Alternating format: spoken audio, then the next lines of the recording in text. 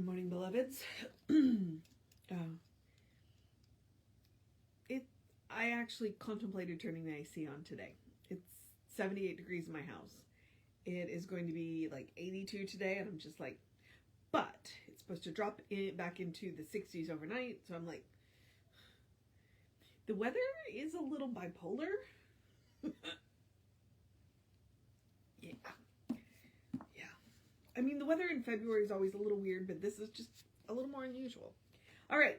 Well, I hope you're having less interesting weather wherever you are. Okay. All right. It is February 27th. Our title is Old Unwanted Habits Cannot Bind Me. And our author is Olga Una Barker. And this was published in Daily Inspiration. Pardon me while I adjust the camera angle that the iPad just slipped. Okay. Hopefully it'll stay put. Okay. I didn't touch it. I don't know why it shifted. But, you know, at least I have an attractive ceiling, right? Okay. Let's see. Daily Inspiration from 1980 for our Daily Inspiration for Better Living. Universal Foundation for Better Living. Okay. Old Unwanted Habits Cannot Bind Me. Thank you, God, for revealing to me the truth that is constant and eternal. The truth about me that I am pure and divine. I have the ability to think right, and through my right thinking, my life is blessed. Thank you, God, for the knowledge of truth, the knowledge of knowing that I am one with Thee. This knowledge keeps me centered in Thee, and I am free from frustration, fear, and doubt. I experience a deep feeling of love, freedom, and peace as I follow the truth that you reveal to me. Ye are the light of the world, the Master Jesus said. It is the light of truth in you that lights the world. It is the light of truth in you that lights your world. The truth is revealed to me through the Christ that indwells me. The true light, which lighteth every person that cometh into the world, is the way it was revealed to John, the gospel writer. Today, I accept that light, that truth, which is revealed to me through the Christ within me. I accept the truth, the whole truth, and nothing but the truth, as the way to better living for me. Thank you, Spirit. And ye shall know the truth, and the truth shall make you free. John 8:32. All right. I'm not sure what the title has to do with what we just read. Sometimes I wonder about the titles, which probably means it's taken from a longer piece. So if you're curious, go look up the longer piece, and then it might give you a better idea of why she used that title. Now, what is important about that is a couple of things. One, she kept talking about the light, and she quoted Jesus and John about the light within. Okay, every single living thing. Notice I said living thing. I didn't say human. I said living thing. Every single living thing comes into this life, this livingness, with the light of God within them, because that is what the living is. What is the living energy, the creative energy, the living spark within every living thing is God. Okay? Spirit, universe, divine, whatever word you want to use. And that's why she talks about the Christ that indwells us. Jesus Christ, that wasn't his name. Jesus was his name. Christ is a title, okay? It's a title of something that absolutely every living thing comes pre-installed with. I do talk about it like software, okay? That spark of life, that spark of creativity, that spark, that livingness, because I don't have a better word for it, is that Christ consciousness, that divine, spark that is life, that each one of us are living. You know, it's like when you've heard Ernest Holmes, you'll hear Ernest Holmes do it, and so a lot of science and mind do. We say, there is one life, that life is God, that life is my life now. That's classic Ernest Holmes, okay? So that's that light that Olga was talking about is the divine. That truth that Olga was talking about is the divine. That Christ consciousness that Olga was talking about is the divine. Now, here's where we don't want to get caught up in, I'm going to say linguistics and semantics. We don't get caught up in that. I said every living thing comes with the Christ consciousness, right? Okay? But not every living thing. Mostly here we're talking about people. Humans not everybody calls it the Christ consciousness. Do I believe absolutely every living being, speaking especially of humans, comes with the Christ consciousness? Yes. But they're going to call it something different, okay? They might call it the Buddha consciousness, or if I were Brahma consciousness in Hindu, they might call it the Muhammad consciousness in Islam, but probably not, because he was the prophet. But I don't know. That would be an interesting question. So now I'm going to have to find somebody well versed in the. I wonder if Dr. Frager would answer that. Might email one of my old professors and ask him. So, point being, we all call it something different, but it is that light. It is that truth. It is that creative spark. It is that livingness that each one of us have. That desire to express, that we just happen to call it the Christ consciousness because Jesus is the best example that we have in our history of that. Okay? That's why he's called the master teacher. You know, he was the best example of that consciousness. You know, that he recognized that the power flowing through him that produced all those miracles was not him, but was the spirit within him, the divine within him. You know, and he fully acknowledged that. And it would be arrogance for us to think it was anything else. And yet, you know, we have to have enough. I'm previewing my talk here. We have to have enough self-esteem to hold our head up and say, I'm God's stuff. And enough humility to recognize that the power that I'm using isn't coming from me, but coming through me. Okay? That's what, and that's the line we walk. That's the line we walk. So it is about recognizing who we are and whose we are. All right. Got that from Sandy Newkirk. So, and it's super important to recognize that, to know that, to see that, and to recognize that, to activate that Christ consciousness within us, the password is love. That's what he came to teach. You know, he came to teach love. It's like, love everybody, love everything, do everything that you do in love, and you'll be better for it. The world will be better for it. And so to activate that Christ consciousness, password is love. And when we recognize that truth, then old habits, fear, frustration, you know, I'm not saying we won't have them. I'm saying that we will be able to look at them and go, yeah, you have no power here. You have no power here. I can move on and do something else. You know, I'm not held by fear. It doesn't mean that I don't have it. It just means that when it happens, I can look at it and go, all right, what information do you have for me?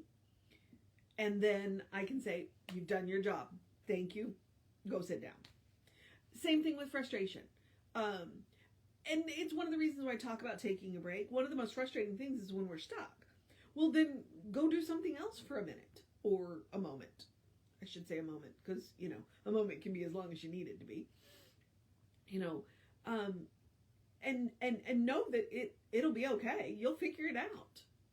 And then the frustration can go away.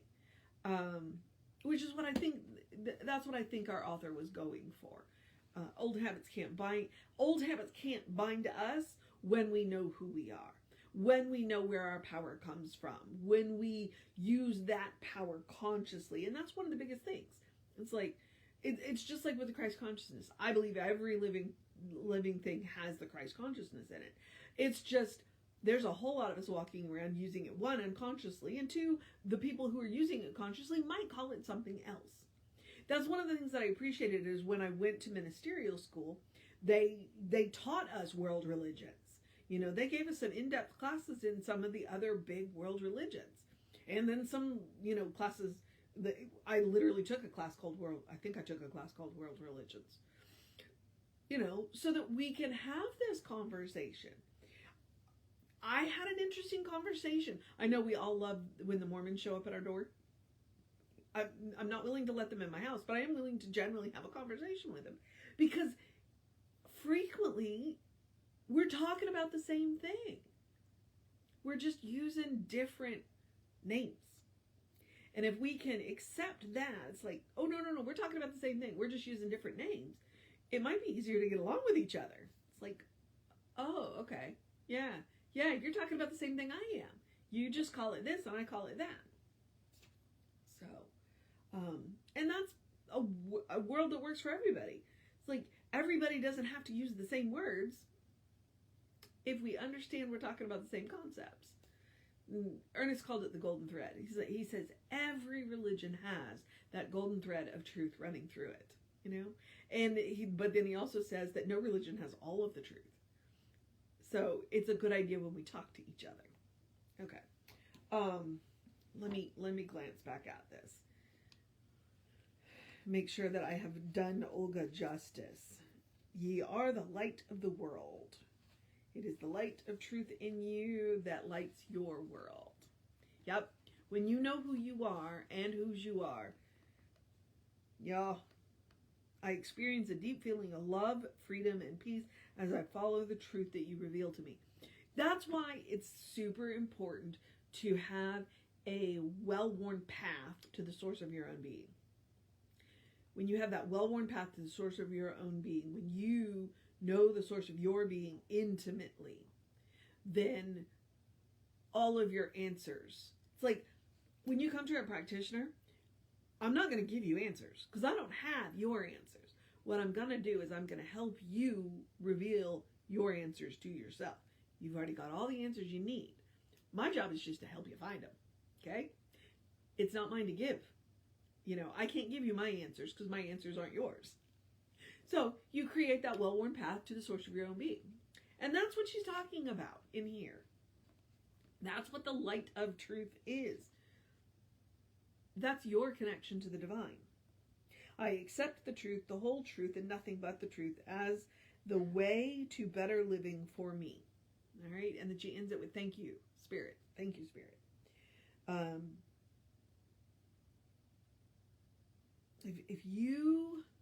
If you want to be truly free, then you've got to get to know the source of your being and the source of your truth. And that, my friends, is the mission today. The mission today, should we choose to accept it, is to look for the light within. Look for the light within. And see, that is vague and amalgamous, and it means that you can take it any way you want to. What does it mean to look for the light within for you? And sacred literature and sacred music, and here's, I'm going to tell you, almost all music is sacred. Okay, I was a musician, so almost all music is sacred. But treatments and meditations and all of that, that's where you find your light. That's where you find your light. So go do that. Whatever spiritual practice really speaks to you. It's one of the reasons why there are mornings, there are mornings that I get up and I don't want to do this. I don't want to do this. You know, maybe my hair looks funny. I'm just grumpy. I frequently, you know, I'm not really a morning person, which is why I get up and go for a walk before I come and do this.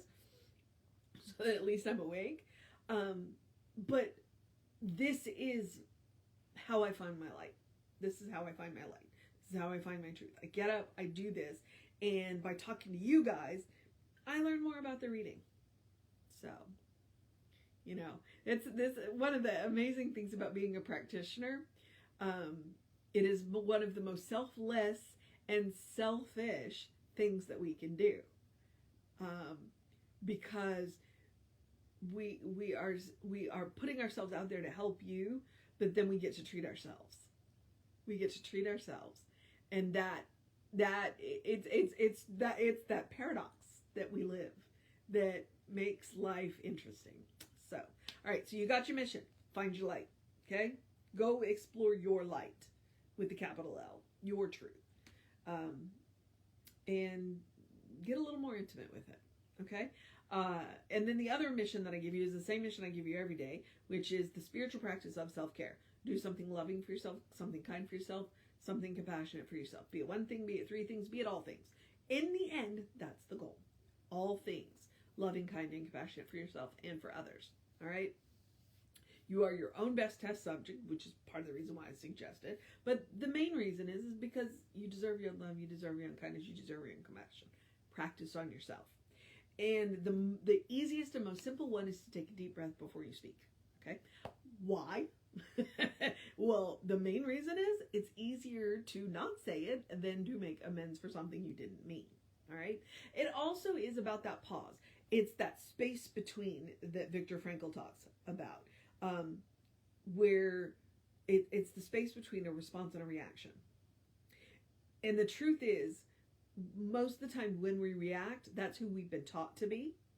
When we respond, that's who we actually are. Don't beat yourself up for your first thought. Okay? Give yourself a pass and say, you know what, that's not who I am. And then go work on that. Go work on that. Don't just say, okay, well, that's not who I am. You know, because in times of stress, what's in us is what's pushed out. You know, I saw that meme about spilling the coffee. Like, if you're full of light, love, peace, and happiness, when times get tough and your cup is spilled, that is what's going to spill out. So, but when, you know, you're full of other stuff, so it's always a good idea to check and see what's inside your cup. All right. I do remind you, you can't pour from an empty cup. You need to know what's in that cup as well. All right. Because Lord be willing, I don't need to be pouring my temper out on people. So I work on it, you know. Okay. I also like to say, take a walk, take a nap, take a break. They are exactly what they sound like, and yet you can still take them metaphorically. Go get your blood moving, get your muscles warmed up, get that oxygen moving. But also, you know, sometimes we just need to walk away from things. So, take a break. That's what I was talking about, where, you know, you just need to go do something else for a little while and let whatever it is that you've been working on that you're frustrated with rest. Your frustration has told you, go do something else for a while, okay? Frustration has a point. Like, if you're banging your head against the wall, go do something else for a little while.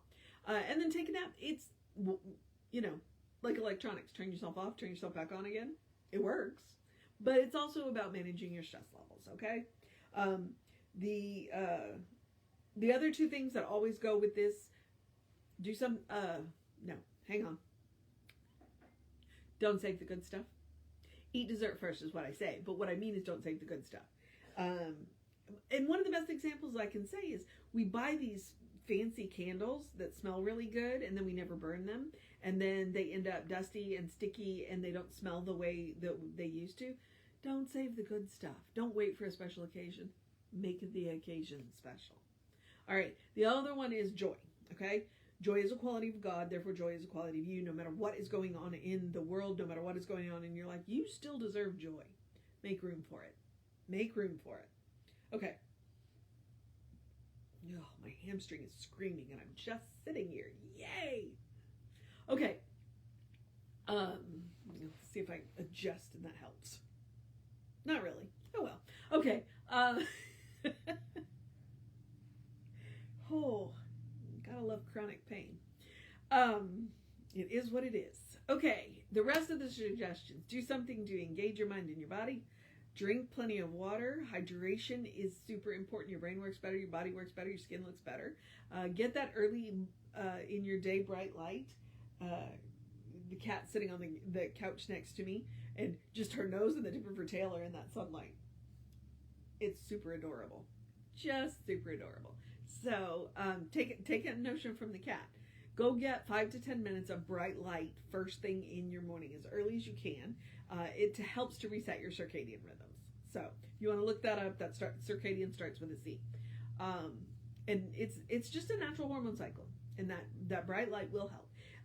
They do recommend if you can get between 5 and 9 in the morning sunlight, that's the best. But artificial light will help too. And if you need more support than you're getting in your house, Google sun lamp or seasonal affect disorder light. They should not be expensive. Don't spend a lot of money on them. Okay. And then where was I going? I don't know. Oh yeah, I should be on my Ernest Holmes quote. Open the windows of your soul. Allow the breath of heaven to remind you do live in heaven. Right here, right now. It's all around us all the time. Okay. It's what Olga was talking about. Partly, the light. It's all God. It's all God.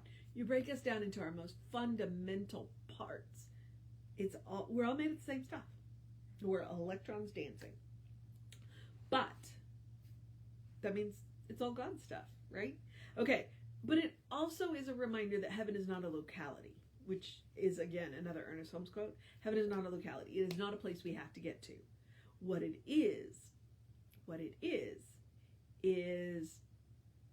a mindset, a state of mind, a state of consciousness. It is what Jesus came to teach us, that heaven is within you, okay? The kingdom of God is within you. Heaven is within you.